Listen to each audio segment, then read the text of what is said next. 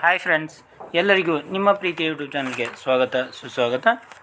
ನೋಡಿ ಫ್ರೆಂಡ್ಸ್, ನಾವು ಇಂದಿನ ತರಗತಿಯಲ್ಲಿ 10th ಸ್ಟ್ಯಾಂಡರ್ಡ್ಗೆ ಸೈನ್ಸ್ಗೆ ಸಂಬಂಧಪಟ್ಟಂಥ ಇಂಪಾರ್ಟೆಂಟ್ MCQಸ್ಗಳನ್ನು ನೋಡ್ತಾ ಬರೋಣ.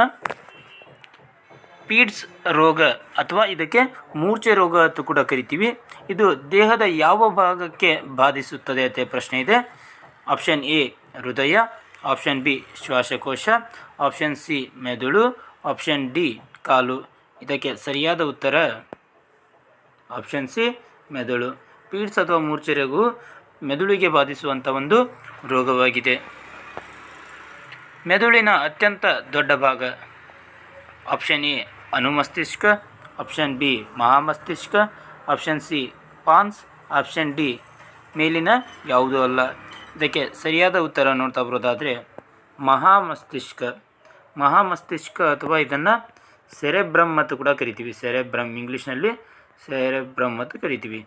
ಇದು ಸೆರೆಬ್ರಮ್ ಅಥವಾ ಮಹಾಮಸ್ತಿಷ್ಕ ಅನ್ನೋದು ಮೆದುಳಿನ ಅತ್ಯಂತ ದೊಡ್ಡ ಭಾಗವಾಗಿದೆ. ಪಾರ್ಕಿನ್ಸನ್ ರೋಗ ಯಾರಿಗೆ ಬಾಧಿಸುತ್ತದೆ? ಇದಕ್ಕೆ ಸರಿಯಾದ ಉತ್ತರ ನೋಡ್ತಾ ಬರೋದಾದರೆ ಬಾಕ್ಸರ್ಗಳಿಗೆ ಬಾಧಿಸ್ತೈತೆ. ಪಾರ್ಕಿನ್ಸನ್ ರೋಗ ಯಾರಿಗೆ ಬಾಧಿಸ್ತೈತಪ್ಪ ಅಂದರೆ ಬಾಕ್ಸರ್ಗಳಿಗೆ ಬರುವಂಥ ಒಂದು ರೋಗವಾಗೈತಿ. ಮುಖದ ಹಾವಭಾವವನ್ನು ನಿಯಂತ್ರಿಸುವ ಭಾಗ ಡ್ಯಾಶ್. ಇದಕ್ಕೆ ಸರಿಯಾದ ಉತ್ತರ ಪಾನ್ಸ್. ಪಾನ್ಸ್ ಏನು ಮಾಡ್ತೈತಪ್ಪ ಅಂದರೆ ಮುಖದ ಹಾವಭಾವಗಳನ್ನು ನಿಯಂತ್ರಿಸ್ತೈತಿ. ಈ ಕೆಳಗಿನ ಯಾವುದು ಬುದ್ಧಿಶಕ್ತಿಯ ಕೇಂದ್ರವಾಗಿದೆ? Option A cerebrum, option B ಮಧ್ಯಮೆದುಳು, ಆಪ್ಷನ್ ಸಿ ಹಿಮ್ಮೆದುಳು, ಆಪ್ಷನ್ ಡಿ ಡೈಎನ್ಸೆಫಲಾನ್. ಇದಕ್ಕೆ ಸರಿಯಾದ ಉತ್ತರ ನೋಡ್ತಾ ಬರೋದಾದರೆ ಸೆರೆಬ್ರಮ್ ಅಥವಾ ಮಹಾಮಸ್ತಿಷ್ಕ ಅಂತ ಕರಿತೀವಲ್ಲ, ಇದು ಮೆದುಳಿನ ಬುದ್ಧಿಶಕ್ತಿಯ ಒಂದು ಕೇಂದ್ರವಾಗೈತಿ. ಅಪರಾಧ ವಿಜ್ಞಾನದಲ್ಲಿ ಬಳಸುವ ಮೆದುಳಿನ ಪರೀಕ್ಷೆ. ಅಪರಾಧ ವಿಜ್ಞಾನದಲ್ಲಿ ಯಾವ ಮೆದುಳಿನ ಪರೀಕ್ಷೆಯನ್ನು ಬಳಸ್ತಾರಪ್ಪ ಅಂದರೆ ಮಂಪರು ಪರೀಕ್ಷೆಯನ್ನು ಬಳಸ್ತಾರೆ. ಯಾವುದು? ಮಂಪರು ಪರೀಕ್ಷೆ. ಹುಣಸೆ ಹಣ್ಣಿನಲ್ಲಿ ಕಂಡುಬರುವ ಆಮ್ಲ. ಹುಣಸೆ ಹಣ್ಣಿನಲ್ಲಿ ಯಾವ ಆಮ್ಲ ಕಂಡು ಬರ್ತೈತೆ ಅಂತ ನೋಡ್ತಾ ಬರೋದಾದರೆ ಟಾರ್ಟಾರಿಕ್ ಆಮ್ಲ ಕಂಡು ಬರ್ತೈತೆ. ಯಾವ ಆಮ್ಲ? ಟಾರ್ಟಾರಿಕ್ ಆಮ್ಲ.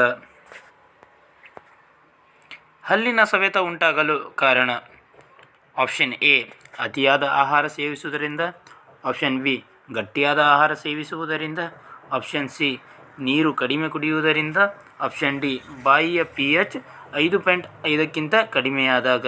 ಹಲ್ಲಿನ ಸವೆತ ಯಾವಾಗ ಉಂಟಾಗ್ತೈತೆ ಅಂತ ನೋಡ್ತಾ ಬರೋದಾದರೆ ಬಾಯಿಯ pH 5.5ಕ್ಕಿಂತ ಕಡಿಮೆಯಾದಾಗ ಉಂಟಾಗ್ತೈತಿ. ರಕ್ತದ ಸಕ್ಕರೆಯ ಮಟ್ಟವನ್ನು ನಿಯಂತ್ರಿಸಲು ಸಹಾಯಕವಾಗಿರುವ ಹಾರ್ಮೋನ್. ಇದಕ್ಕೆ ಸರಿಯಾದ ಉತ್ತರ ನೋಡ್ತಾ ಬರೋದಾದರೆ ಇನ್ಸುಲಿನ್. ಇನ್ಸುಲಿನ್ ಹಾರ್ಮೋನ್ ಏನು ಮಾಡುತ್ತಪ್ಪ ಅಂದರೆ ರಕ್ತದಲ್ಲಿರುವಂಥ ಸಕ್ಕರೆಯ ಮಟ್ಟವನ್ನು ನಿಯಂತ್ರಿಸಲು ಸಹಾಯ ಮಾಡ್ತೈತಿ. ಕಾಲಾ ಅಜಾರ್ ರೋಗಕ್ಕೆ ಕಾರಣವಾದ ಜೀವಿ. ಇದಕ್ಕೆ ಸರಿಯಾದ ಉತ್ತರ ನೋಡ್ತಾ ಬರೋದಾದರೆ ಲಿಶ್ಮೇನಿಯಾ ಎಂಬ ಜೀವಿ ಕಾಲಾ ಅಜಾರ್ ರೋಗಕ್ಕೆ ಕಾರಣವಾದಂಥ ಜೀವಿಯಾಗಿದೆ. ಈ ಕೆಳಗಿನ ಯಾವ ರೋಗಗಳು ಲೈಂಗಿಕ ಸಂಪರ್ಕದಿಂದ ಬರುತ್ತವೆ? Option A gonorrhoea, option B syphilis, option C AIDS, option D ಮೇಲಿನ ಎಲ್ಲವೂ ಸರಿ. ಇದಕ್ಕೆ ಸರಿಯಾದ ಉತ್ತರ ನೋಡ್ತಾ ಬರೋದಾದರೆ ಮೇಲಿನ ಎಲ್ಲವೂ ಸರಿ. ಆಪ್ಷನ್ ಡಿ ಸರಿಯಾದ ಉತ್ತರ ಆಗುತ್ತೆ. ನೋಡಿ, ಗೊನೇರಿಯಾ, ಸಿಫಿಲಸ್ ಮತ್ತು ಏಡ್ಸ್ ರೋಗಗಳು ಇವು ಮೂರು ಕೂಡ ಲೈಂಗಿಕ ಸಂಪರ್ಕದಿಂದ ಬರುವಂಥ ರೋಗಗಳಾಗಿವೆ. ಏಡ್ಸ್ ರೋಗ ಯಾವುದರಿಂದ ಉಂಟಾಗ್ತೈತಪ್ಪ ಅಂದ್ರೆ ವೈರಸ್ನಿಂದ, HIV ವೈರಸ್ನಿಂದ ಉಂಟಾಗುವಂಥ ಒಂದು ರೋಗವಾಗೈತಿ. ಹೌದಾ? HIV ವಿಸ್ತೃತ ರೂಪ ಹ್ಯೂಮನ್ ಇಮ್ಯುನೋ ಡಿಫಿಷಿಯನ್ಸಿ ವೈರಸ್ ಆಗಿರ್ತೈತಿ.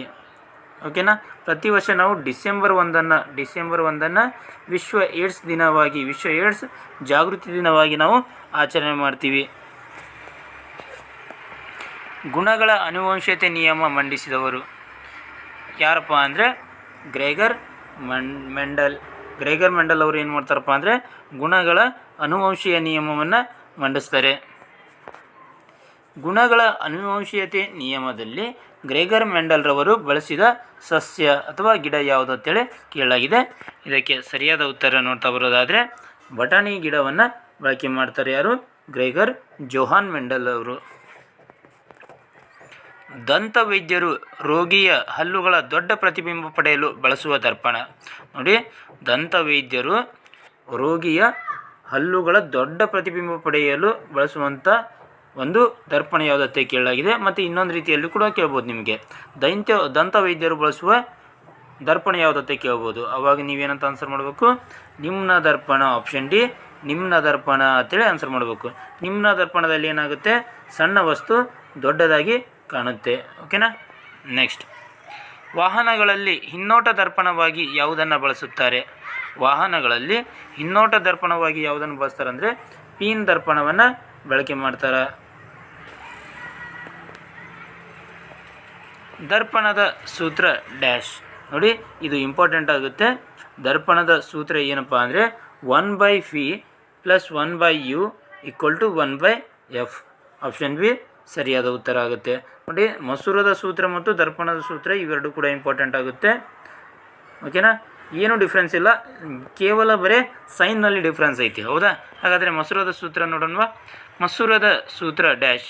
ಇದಕ್ಕೆ ಸರಿಯಾದ ಉತ್ತರ 1/v - 1/u = 1/f. ಇದೇನಿದು ಮಸೂರದ ಸೂತ್ರ. ಹಾಗಾದರೆ ದರ್ಪಣದ ಸೂತ್ರ ಏನಾಗಿತ್ತು, 1/u + 1/v + 1/u = 1/f. ಇದು ದರ್ಪಣದ ಸೂತ್ರ ಆಗಿತ್ತು. ದರ್ಪಣದ ಸೂತ್ರ ಇದು ಮಸೂರದ ಸೂತ್ರ. ಓಕೆನಾ. ಎಸ್. ನೆಕ್ಸ್ಟ್, ಸಸ್ಯದ ಸಂತಾನೋತ್ಪತ್ತಿಯ ಭಾಗ. ನೋಡಿ, ಸಸ್ಯದಲ್ಲಿ ಸಂತಾನೋತ್ಪತ್ತಿ ಎಲ್ಲಿ ನಡೀತಿತ್ತಪ್ಪ ಅಂದರೆ ಹೂಗಳಲ್ಲಿ ನಡೀತೈತಿ. ಎಲ್ಲಿ? ಹೂವು. ಒಂದು ಹೂ ಕೇವಲ ಕೇಸರಗಳನ್ನು ಅಥವಾ ಶಲಾಕಗಳನ್ನು ಹೊಂದಿದ್ದರೆ ಅದನ್ನು ಡ್ಯಾಶ್ ಎನ್ನುವರು. ನೋಡಿ, ಒಂದು ಹೂ ಅದು ಏನು ಹೊಂದೈತಪ್ಪ, ಕೇವಲ ಕೇಸರವನ್ನು ಹೊಂದಿರ್ತೈತಿ ಅಥವಾ ಶಲಾಕವನ್ನು ಹೊಂದಿರ್ತೈತಿ. ಎರಡರಲ್ಲಿ ಒಂದನ್ನು ಮಾತ್ರ ಹೊಂದಿತ್ತಪ್ಪ ಅಂದರೆ ಅಂಥ ಹೂಗಳಿಗೆ ನಾವು ಏನಂತ ಕರಿತೀವಿ ಅಂತ ಹೇಳಿ ಪ್ರಶ್ನೆ ಇದೆ. ಆಪ್ಷನ್ ಎ ದ್ವಿಲಿಂಗಿ, ಆಪ್ಷನ್ ಬಿ ಏಕಲಿಂಗಿ, ಆಪ್ಷನ್ ಸಿ ತೃತೀಯಲಿಂಗಿ, ಆಪ್ಷನ್ ಡಿ ಚತುರ್ಥಲಿಂಗಿ. ಇದಕ್ಕೆ ಸರಿಯಾದ ಉತ್ತರ ಏಕಲಿಂಗಿ ಅಂತ ಕರಿತೀವಿ. ನೋಡಿ, ಕೇವಲ ಕೇಸರ ಅಥವಾ ಕೇವಲ ಶಲಾಕೆಯನ್ನು ಒಂದು ಹೂ ಹೊಂದಿತ್ತಪ್ಪ ಅಂದರೆ ಅದನ್ನು ನಾವು ಏಕಲಿಂಗಿ ಹೂ ಅಂತ ಕರಿತೀವಿ. ಪಪಾಯ ಮತ್ತು ಕಲ್ಲಂಗಡಿ ಹೂಗಳು ಇವು ಡ್ಯಾಶ್ಗೆ ಎಕ್ಸಾಂಪಲ್ ಆಗ್ಯಾವತ್ತೆ ಪ್ರಶ್ನೆ ಇದೆ. ಇದಕ್ಕೆ ಸರಿಯಾದ ಉತ್ತರ ಏಕಲಿಂಗಿಗಳಿಗೆ ಎಕ್ಸಾಂಪಲ್ ಆಗ್ಯಾವ ಯಾವುದು, ಪಪಾಯ ಮತ್ತು ಕಲ್ಲಂಗಡಿಯ ಹೂಗಳು. ಒಂದು ಹೂ ಕೇಸರ ಮತ್ತು ಶಲಾಕಗಳೆರಡನ್ನೂ ಹೊಂದಿದ್ದರೆ ಅದನ್ನು ಡ್ಯಾಶ್ ಎನ್ನುವರು. ನೋಡಿ, ಒಂದು ಹೂ ಏನನ್ನು ಹೊಂದಿರ್ತೈತಿ, ಕೇಸರವನ್ನು ಹೊಂದಿರ್ತೈತಿ ಮತ್ತು ಶಲಾಕವನ್ನು ಹೊಂದಿರ್ತಪ್ಪ ಅಂದ್ರೆ ಇವೆರಡನ್ನ ಹೊಂದಿತ್ತಪ್ಪ ಅಂಥವಕ್ಕೆ ಏನಂತ ಕರಿತೀವಿ ಅಂದರೆ ದ್ವಿಲಿಂಗಿ ಅಂತ ಕರಿತೀವಿ. ಅಂತ ಕರಿತೀವಿ ದ್ವಿಲಿಂಗಿ ಅಂತೇಳಿ ಕರಿತೀವಿ. ಹಾಗಾದರೆ ಈ ಕೇಸರ ಅನ್ನೋದು ಏನಪ್ಪ ಅಂದರೆ ಸಸ್ಯದ ಗಂಡು ಸಂತಾನೋತ್ಪತ್ತಿಯ ಭಾಗ. ಸಸ್ಯದ ಗಂಡು ಸಂತಾನೋತ್ಪತ್ತಿಯ ಭಾಗ ಯಾವುದು? ಕೇಸರ.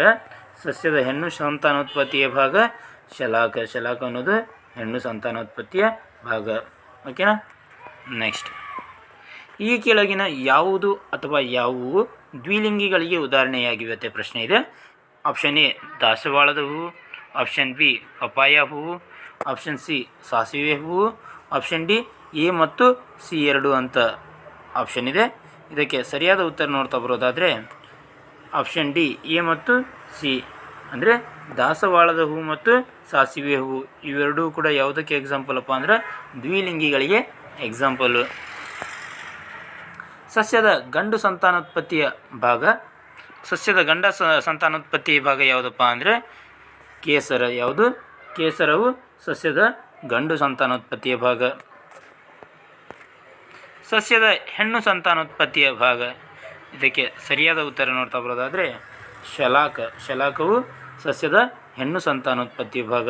ನೋಡಿ, ಕೇಸರ ಅನ್ನೋದು ಸಸ್ಯದ ಗಂಡು ಸಂತಾನೋತ್ಪತ್ತಿಯ ಭಾಗ, ಶಲಾಕ ಅನ್ನೋದು ಸಸ್ಯದ ಹೆಣ್ಣು ಸಂತಾನೋತ್ಪತ್ತಿಯ ಭಾಗವಾಗಿದೆ. ನೆಕ್ಸ್ಟ್, ಲಿಂಬೆ ಗಿಡದ ಹೂವಿನ ಬಣ್ಣ ಡ್ಯಾಶ್.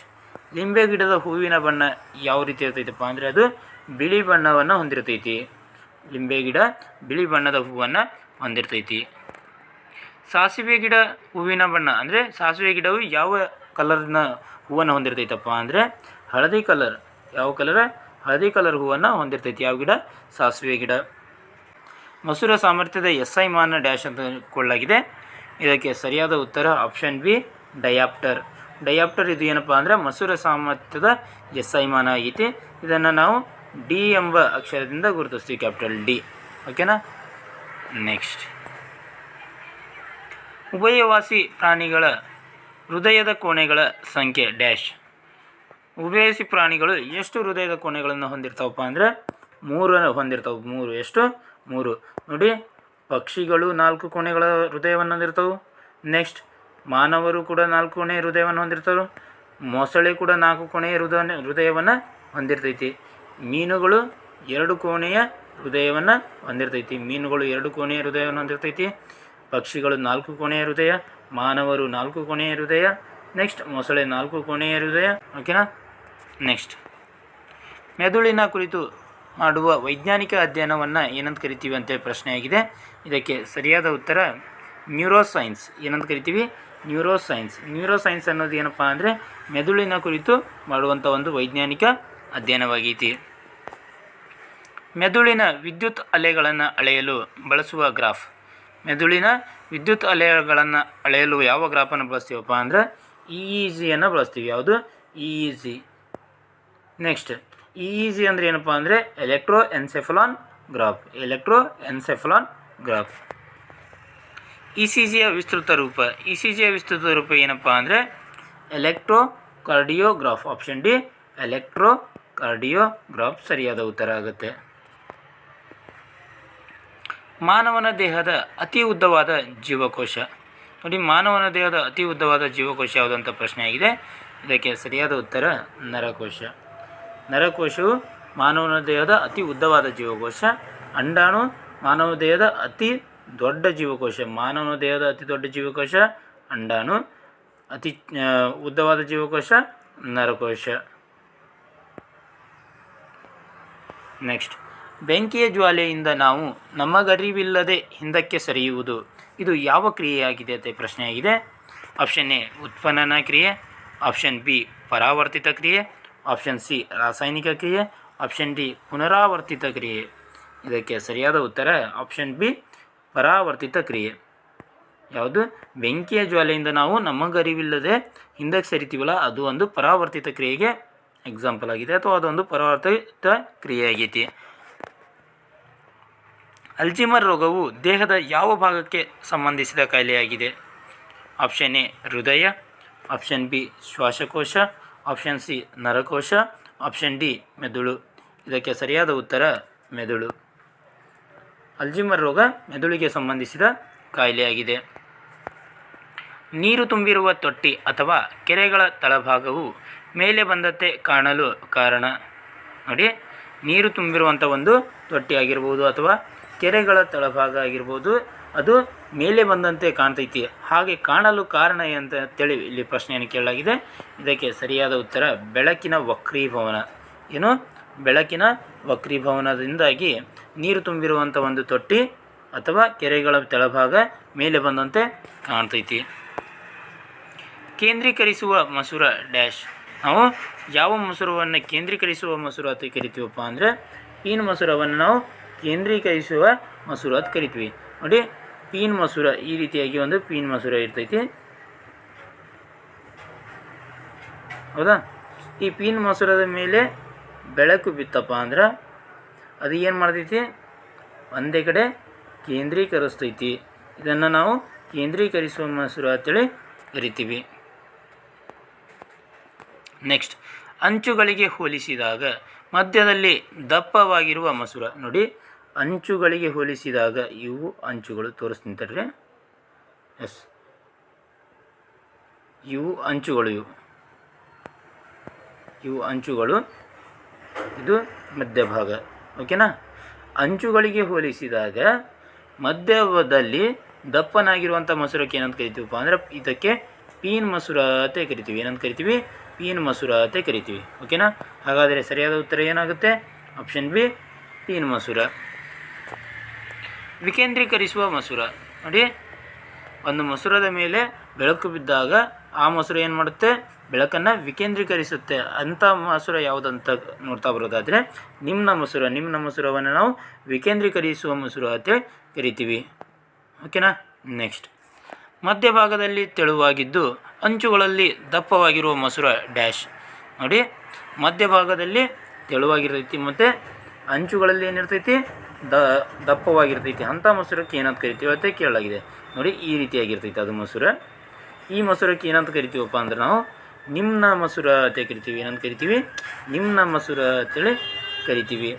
ಹಾಗಾದರೆ ನಾವು ಈ ನಿಮ್ನ ಮಸೂರವನ್ನು ಮತ್ತು ಪೀನ್ ಮಸೂರವನ್ನು ಎಲ್ಲಿ ಬಳಕೆ ಮಾಡ್ತೀವಿ ಅಂತೇಳಿ ನೋಡ್ತಾ ಬರೋದಾದರೆ, ನಾವು ನಿಮ್ನ ಮಸೂರವನ್ನು ಸಮೀಪ ದೃಷ್ಟಿದೋಷ ಹೋಗಲಾಡಿಸಲು ನಿಮ್ನ ಮಸೂರವನ್ನು ಬಳಕೆ ಮಾಡ್ತೀವಿ.